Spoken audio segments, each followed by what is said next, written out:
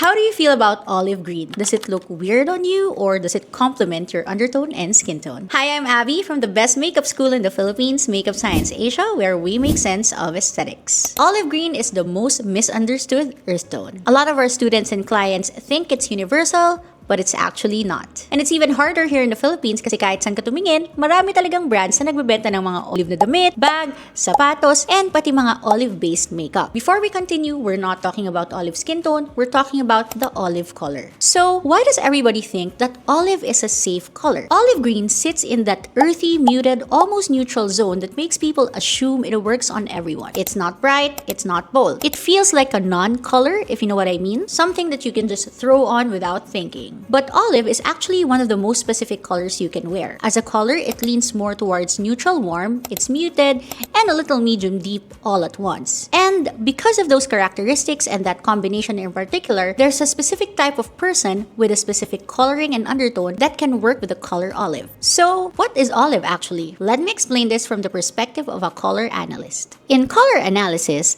olive belongs to true autumn and deep autumn. Autumn seasons are warm and muted. Their best colors have golden, earthy, and rich bases without being overly bright or overly cool. Olive fits perfectly into that palette because it carries yellow and brown undertones. It harmonizes a lot with warm, deep, and muted complexions. On the right person, someone with warm undertones, golden or olive skin, and low to medium contrast features, olive green looks intentional, rich, and grounded. It enhances the warmth already present in the skin and makes the whole look feel cohesive. So at this point, what we can say is, kung maganda sa'yo ang olive, maganda siya talaga. Pero kung hindi, medyo magmumukha kang may sakit. As a color analyst, I always tell our students and clients that you should be careful with the greens that you choose. This is because a lot of the discoloration on our face can look green, like our dark under eyes, acne scars, or some shadows that you may find on areas like your nasolabial folds. So this means that the color olive may clash on a lot of people. But why does this happen? If you have cool undertones, olive fights your skin. The yellow-green base of olive pulls against the blue and pink tones in cool complexions, making skin look dull, sallow, or tired. It doesn't matter how the shade looks on its own, because as a cool person, I also personally think that olive is a beautiful color. It just really doesn't look good on me. If you have bright coloring, high contrast features, clear and vivid undertones, olive's muted quality works against you. Bright seasons need colors with clarity and saturation. Olive is too dusty, too heavy, and too low in chroma to keep up with someone's bright coloring. It kind of dulls everything down for someone with an undertone like me. And if you have light or cool neutral undertones, olive near the face can cast a shadow that makes your complexion look flat and washed out. Even the outfit itself looks fine on a hanger. So, who does olive actually work for? Warm undertones, especially those with deep, warm, and muted undertones. Tulad ng sabi ko kanina, true autumn and deep autumn. If your skin has golden, bronze, or olive undertones naturally, then wearing olive green creates harmony. The color mirrors what's already in your skin and amplifies it. You don't look like you're wearing the color, you look like the color was made for you. Olive skin tones in particular, and yes, many Filipinos have an olive skin tone, might fall into this category. So be careful with this part, because olive is not an undertone. I've said this so many times. Olive is a skin tone, so kahanay niya ang fair,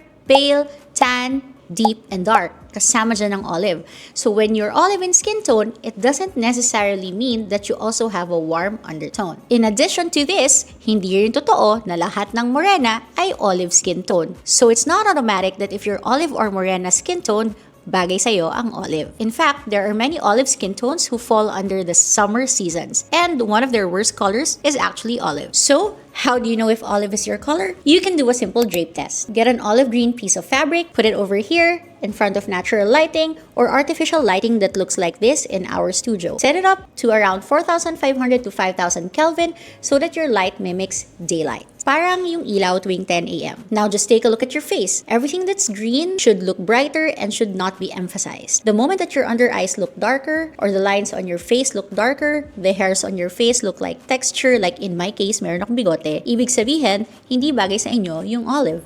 Pretty simple. So the takeaway, olive is not neutral, olive is not safe for everybody, and olive can possibly make you look washed out if it's not included in your color palette. But if you want to know the right colors that work for you, you know what to do. Just send us a message and we can book a color analysis session for you here at our studio in Quezon City. See you here at the Academy. Bye!